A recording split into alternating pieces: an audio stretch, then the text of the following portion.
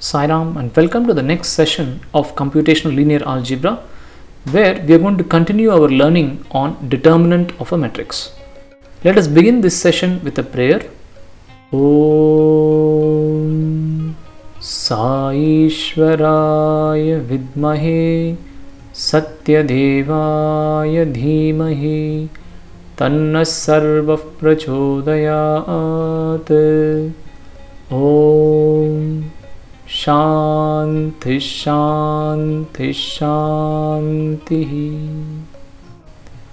Typically, when we used to learn determinants in the school, we will always have one formula with us specifically for the 3x3 matrix.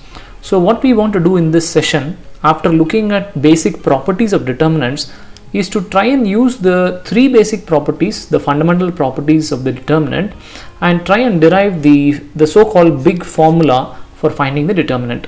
Not only for 3x3, we want to do it for any n by n matrix. So let's begin. Just a quick review of what are the three important properties. The determinant of the identity is 1. If I do one row exchange, then it inverts the sign of the determinant, and the determinant depends linearly on the first row of the matrix.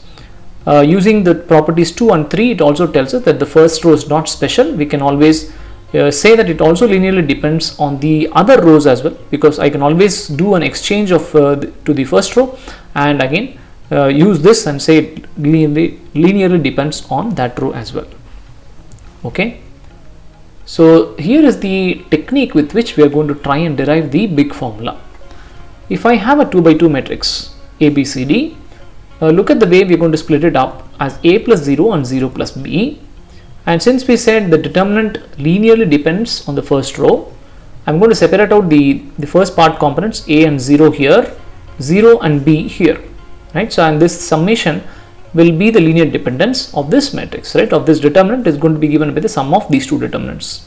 Okay, we apply a recursive principle again on these matrices by looking at the second row now. So, I am going to write C as C plus 0 and D as 0 plus D, and this is how I am going to split up C and 0 coming here and 0 and D going to the next matrix. Similar thought process can be applied to this matrix, and finally I am coming up with a sum of 4 matrices for a 2x2 matrix. Okay, 4 matrices, I think that's the wrong word to use, 4 determinants in order to find the original matrices determinant. Okay, what's interesting is all these are all either upper triangular, they're all triangular matrices, and when we did the last session, we said that for triangular matrices, the determinant is the product of the diagonal elements. This we have already proved, and therefore we try and take a look at the determinant of this matrix that goes to 0. Similarly here, this will go to 0. Look at this matrix. Therefore, this is again it's a diagonal matrix, yeah, and therefore the determinant is going to be the product here. Therefore, that will be AD. Looking at this matrix, we can do one row exchange and we will get the main diagonal, which is C and B, and therefore we will get the determinant to be minus BC because of a single row exchange. Finally, we add up this all the 4 and we come up with this beautiful formula of AD minus BC. Of course, we did see this appearing in the last session as well, where when we calculated pivots using elimination. We are going to apply this similar strategy now with a 3x3, and we will slowly extend it to an n by n. So look at a 3x3 matrix. I am looking at the first row as a linear combination of 3 different numbers now. A plus 0 plus 0, 0 plus B plus 0, and 0 plus 0 plus C. The way we write it is very important, and therefore we can split this up into 3 different components. But very importantly, look at the symbols here. They are not matrices, they are all determinants. That is when we will be able to split up with this addition in place. So I write this as A00 for the first row. Look at all the second and third rows, they are all the same. 0B0 for the second one and 00C for the third one. Similar principle we will apply to every single piece here. Therefore, this will give rise to the other 3 components using my second row split. Look at this D00, 0E0, 00F. Similarly, we can go on for the third row, right, and we can get finally this kind of a matrix.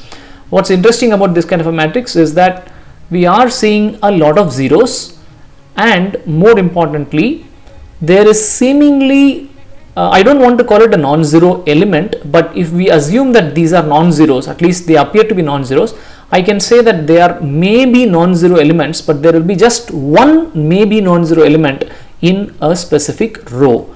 Look at each component here. We can't find more than one maybe non-zero elements. Okay. Now the first question is going to be, how many such different components are we going to get? Okay, let's take a look. From the first determinant, we had 3 here, and this one gave rise to 3 more, and we are going down one more level, right? So let's calculate. In my first level split, I have 3, each giving rise to 3. Therefore, in the second level, I would be having 3 into 3. So let me just give a mark here. This was 3. In the second level, I'm going to get a 9 because each of them give rise to 3 components. And I go to one more level where again each of these are giving rise to 3 more. So this will give me 27 components, right? So that's what we are saying here, that the total here for 3 by 3 is that we are going to look at 27 components. Okay, so how do we generalize this to an n by n, right? How many components is it going to give rise to? The idea behind that is to just look at this and see how many components will we have for a n by n. For a 3 by 3, we started off in the first level giving rise to 3 components, which means that for an n by n, the first level must give rise to n components. And the next part is, how many levels are we able to go? We are able to go for the number of rows, and in this case there are 3 rows, so we did a 3 level split, because the first level, second and a third. Okay, so similarly for an n by n, we start off with n components and we will be able to go down n levels, right? And therefore each time it is getting multiplied by n itself. That means that I have a 3 here, then it is a 3 into 3, then it is a 3 into 3 into 3. Now that is for 3 times, and therefore for an n by n we will be getting n power n components. That is really a lot, no doubt about it. But what is interesting is we must be trying to look out for which are the determinants that are really non-zero there, or at least there is a chance that they are non-zero. Many of these could actually go to zeros. That is the next part that we are going to focus on. So as we said here, we said each component has got only one non-zero element, but maybe this should be corrected. I don't want to say one specific non-zero, but maybe you can say one maybe non-zero element in a row. I hope that part is clear. How many such components are going to have a non-zero determinant, or possibly, right? That's what we're saying, may have a non-zero determinant. Let me take a simple example. Look at this one component from here. I picked up and wrote it down here. When I have A and G occurring in the same column, E occurring in the second column, I have a column of zeros, and therefore the determinant of this component will go to 0. Okay, take a look at this. I have E and H in the same column here. A is of course in a different column, but still I have a column of zeros. This determinant also will go to 0. Okay, but look at this interesting component. When I have the so-called or maybe non-zero elements distributed in different columns, possibly this determinant may not be equal to 0. Right? Why am I saying that way? Because we never know whether A, E, H themselves may be 0 or non-zero. Right? So this is just for generalizing this idea. Okay. Now the idea that we will have to derive from here is that it's not necessary that A, E and H have to be in a diagonal. No, that's not the point here. I can keep a A here in the second column, E could move to the first column, and H could be there in the third column. I would still have a non-zero determinant. Or if I have A here, I don't want to have E or H in the third column, so I may put a E in this column in the first, and H could come in the second column. So what does this give rise to?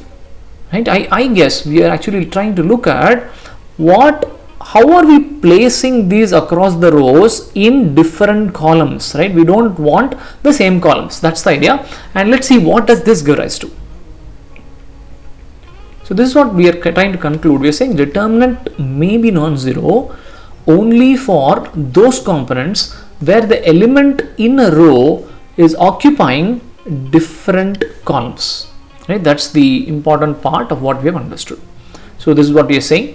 If it is going to be an X here in the first column, here in the third column, and then in the second column, that is fine, right? This possibly may have a non-zero determinant.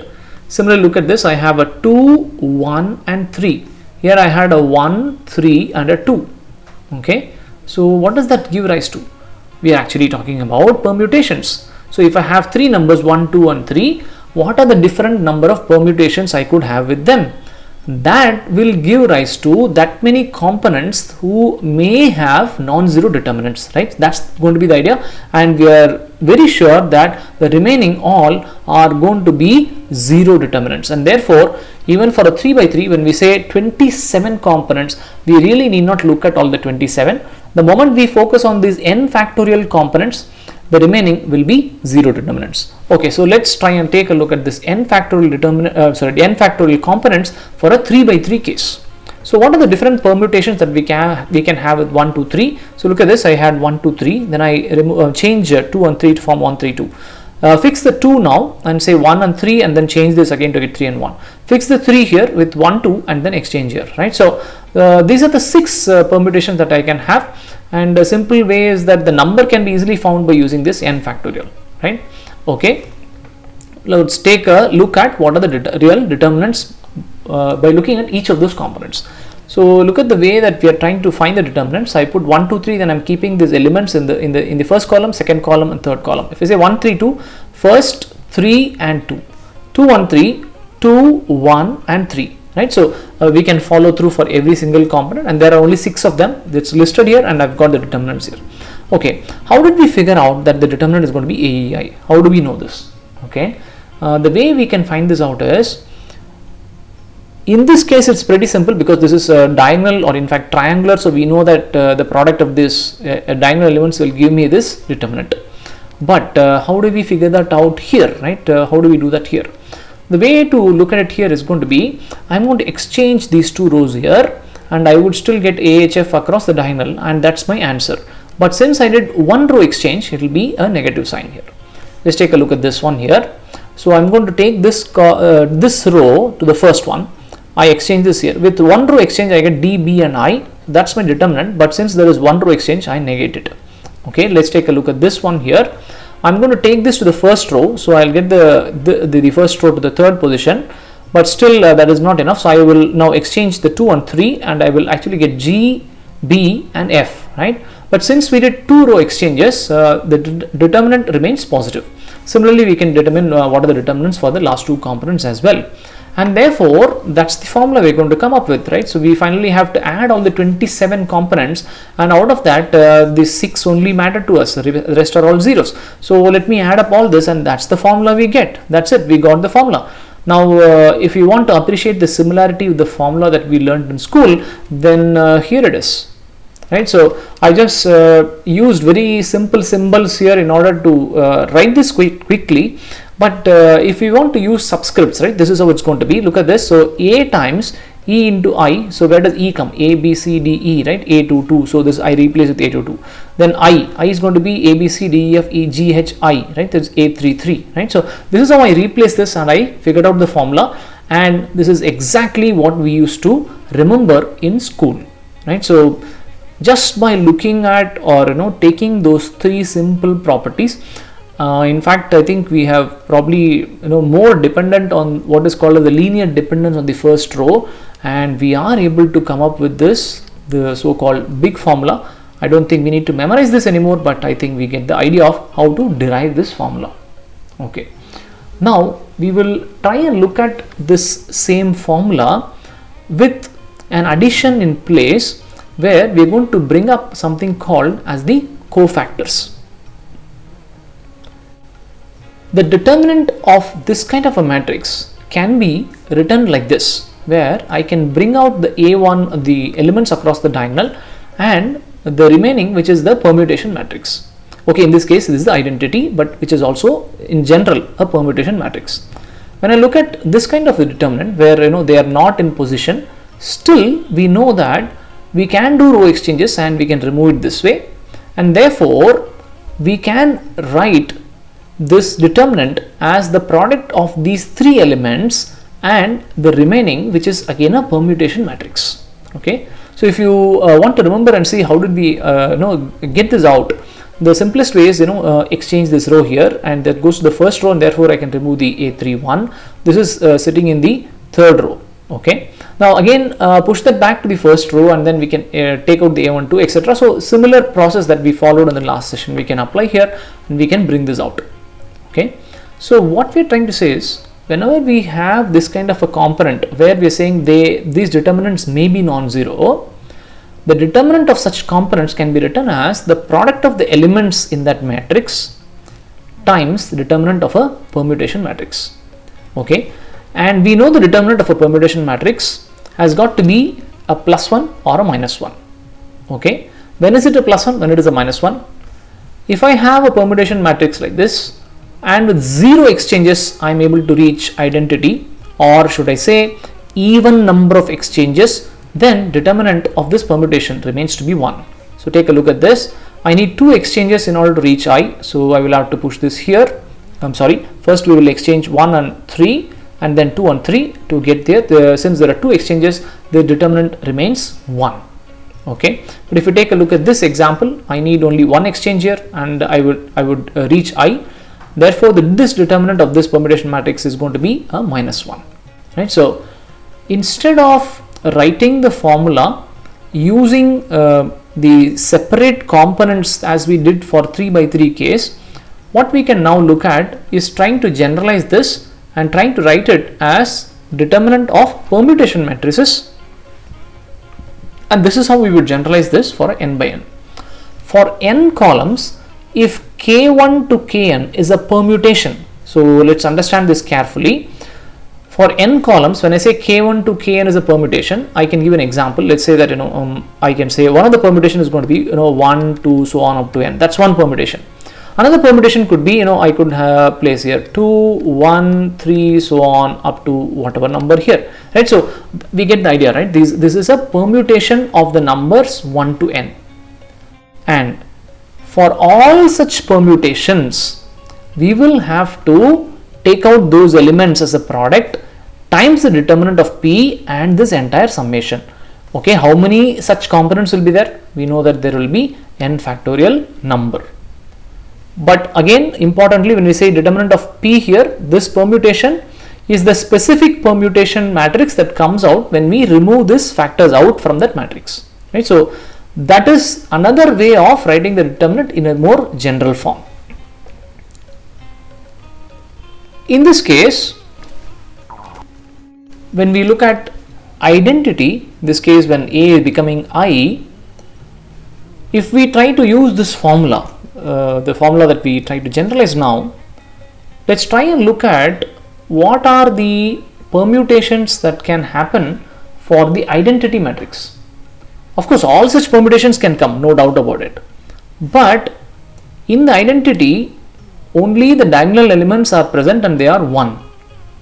When we try to change them, or meaning to say, if we look at other components, maybe you can try out with a simple example of a 3 by 3, we would find, since there are only diagonal elements, which is 1, 1 and 1, etc., all the other combinations will disappear, they will all go to 0, right? We can check this out for a simple 3 by 3 and see if it really works. And therefore, what will actually remain is that single permutation, which is 1 to n alone. And we know that for such a matrix, it's the product of the diagonals, which means the determinant of I will remain to be 1. This is a simple verification of this formula to see if determinant of I really becomes 1 or not, right? So the first property, is it holding? Yes, the formula does tell us that this is leading to a determinant because one of the properties is definitely holding. Okay. Similarly, we can also see if the third property, right? We're going to look at the third property and see, is it really the formula leading to a linear dependence on the first row? The way to look at it is going to be trying to combine the terms for the first row elements alone, and we will see something very interesting. So if we can combine the terms for A11 alone, look at the way we write it. I am writing it as A1K1, where K1 is equal to 1, right? So that means we are talking about a permutation K1 to Kn, and I am fixing the K1 to be 1. That means when K1 has got fixed to 1, the remaining can be of any permutations, right? So this means that it leaves the permutation of k2 to kn, which are of columns 2 to n. When we collect such terms and keep them together, which we are going to call as C11. Let's take a simple example of a 3 by 3, right? Let me fix A11 in this position. Look at this. We said this K1 is equal to 1, which means we are talking about what are the combinations, or what are the terms that are going to come for A11. A11 is available in position 1, which leaves that A22 could be in second column or in third column, and depending on that I am going to fix the 3 element, the third element either in the third column or in the second column. So what are the different combinations that are possible? So I have to choose this in the second one, which is A22, and this obviously will be in the third one, therefore it becomes 3. Okay, in this case I fix 1. Instead of the second one being in the second column, I am choosing the third column now, and therefore in the third row I will be forced to choose the second column. These are the only 2 combinations that are possible, which means in effect, look at these two. In effect, what are we looking at? We are trying to look at this determinant, right? For whenever we fix this A11, the coefficient or the factor that is multiplying A11 is the determinant of the smaller matrix. And how are we getting the smaller matrix? By eliminating the row in which A11 is sitting and eliminating the column in which A11 is sitting, right? So this is how the original formulas actually got derived, right? And this combination is what we call as the cofactor, right? So therefore C11 is called as the cofactor of A11. Okay, so if I can take you back and then show you what actually is the cofactor here. When we looked at the original formula here, look at this here, we said A11 times there is a factor here, right? This one is the determinant of a smaller matrix which is happening to be a 2 by 2. Similarly, when we try to look at A12 or A13, it will also happen to be falling similar. If we try to take the common factor for A12, we would find that we are actually removing this column and this row, and we are trying to look at these two here, which is what we get here, right? Similarly, we are trying to look at A13, we would find we would get this smaller 2 by 2 matrix, and these are what we are trying to call as the cofactor terms.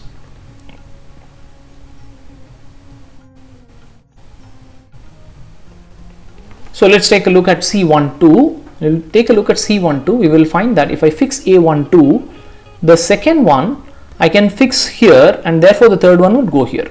Or fix this here, I may choose 2, 3. If I am choosing 2, 3, I will have to choose 3, 1. Now you will find, take a look at the terms here. You will be able to appreciate how these 4 terms come. Similarly for C13, when you fix this here, it's going to be this small matrix here, whose determinant we are trying to calculate. And look at the formula for the 3 by 3. This is exactly what we got. We got A11 C11 plus A12 C12 plus A13 C13. And what does this say? It says the determinant of A depends linearly on the first row. Look at the column combinations that the combination using the first row elements that's appearing here for the determinant of A. Therefore it depends linearly on the first row. Again, it's not special. We can always exchange this with another row and then try to bring up another formula as well. Okay, so we are generalizing now for n. We are going to say that if I use the first row, then it's going to be j equal to 1 to n. So I move from A11, A12, A13 up to A1n times each of its cofactors, right? And cofactors I call again by C11, C12, C13, so on up to C1n. Right? These are my cofactors. Now from the cofactors, as we just discussed, we can bring up a smaller matrix after removing the first row and the jth column. Why first row? Because we have been consistently using here is the first row. Okay, we are going to call that as M1j, and therefore what is matrix M1j? From the original A matrix, we are going to remove the first row and the jth column, and what remains is called the sub matrix or a smaller matrix called M1j. Right, so let's use this also and come up with what we would have learned that original formula in school. M11 we get by eliminating the first row and the first column, and this is what we'll get. M12 first row and second column, and this is what we will get. M13 is removing the first row and the third column, and we would get this part, right? And when we looked at the formula for determinant of A, this is what we got. Whereas when we look at the determinants of these matrices, look at the determinant of this matrix, we know that this will be A22 A33 minus A23 A32. Okay, if we ask how do we know this, we know that because we just looked at 2 by 2 and we said for a ABCD it is AD minus BC. I'm just applying that formula here, and therefore that is, when I look at this, I am able to appreciate that C11 is the determinant that we get here. Okay, but that is not the same when we come to C12. When you look at C12 or M12, I'm sorry, M12, I find that determinant of M12 is there is an inverse in the sign here, right? So we see that the original value when we got determinant of A is coming out to be opposite, right? A23 times 31 minus A21 times A33, and therefore I'm going to write determinant of M12 is the inverse of this cofactor term, right? So that's what we are writing down here. But whereas it does apply for C11 and C13, there is no problem, and therefore just by sheer looking at the terms, we can understand that the signs which are becoming positive, negative, they are trying to alternate. Just with that observation, we can write this simple formula saying that the cofactor term, which is the determinant of the submatrix Mij or M1j, can be easily written as minus 1 power j plus 1 times the determinant of M1j. Right? Determinant of this is the cofactor term, but the sign also plays a crucial role here, right? Because they are alternating, we are putting here as a j plus 1. So you look at this, the first row on the jth column, right? Similarly, we can also look at any other row also to get this formula. Okay, if we use any row, let us try and use the ith row, right? So what if I use the ith row? If I use the ith row, I am going to get AI1 times cofactor CI1, so on up to AIN times CIN, and I can put the summation as Aij times Cij, where j is going from 1 to n. But look at a small change between these two formulae here. This is using the first row, and it's only the traversal of the j. It is exactly the same here, except for that we are using the ith row here. It is the same traversal of j equal to 1 to n. Never we should make the mistake of saying that this is a double sigma. There is no double sigma here. It is just a single summation. The ith row columns with its cofactor terms, and that summation we could do it on any row and we would get the determinant, right? And the important part here is that the way we fill up the power for this minus 1, right? Here in this case it was minus 1 power 1 plus j or j plus 1. So look at this. It's similar here. For when we say ith row, it's going to become I plus j, because the signs are alternating, and you will be able to figure out that when you do an I plus j, it is exactly coming out in the same alternating pattern, right? And therefore we are able to say that the Cij is nothing but minus 1 power I plus j times this is wrong here, sorry, I shouldn't have written Mij, I should have written here determinant of Mij. Okay, and what is Mij? Mij is the submatrix that we get after eliminating the ith row and the jth column. Okay, similarly we can also write the formula now in terms of columns, right? Why is that? Because we know the determinant of A is same as determinant of A transpose, so we could also use the columns in order to figure out the determinant. So look at the change in the formula here. The jth column is seemingly fixed now, right? So what are we using here? We are using the jth column in order to find the determinant. And how did we do that? By eliminating first row and jth column, second row and jth column, nth row and the jth column, right? So that is how we have figured out this determinant, by using the jth column. And how do we write the general form? Look at the general form now. Aij times Cij, I is moving from 1 to n because we are trying to use the components from the jth column. Okay, and what is Cij here? Cij is similar formula, there is no change here. Look at this, the cofactor terms, there is absolutely no change. Only small change is that the I is traversing now from 1 to n, right? And this is exactly the formula that we would have learnt quite early when we used to do a matrix and some mathematics with it. And this is what we have in this session. What we attempted to do in this session was use the same basic three properties and try to come up with the formula where we could use that for finding the determinant of any n by n matrix. And what we figured out is that we can get the determinant by using the components of any row or any column multiplied with their corresponding cofactors, and each cofactor is the determinant of a submatrix where the specific row and column have been eliminated. Let us close this session with a prayer. Om Shanti Shanti Shanti.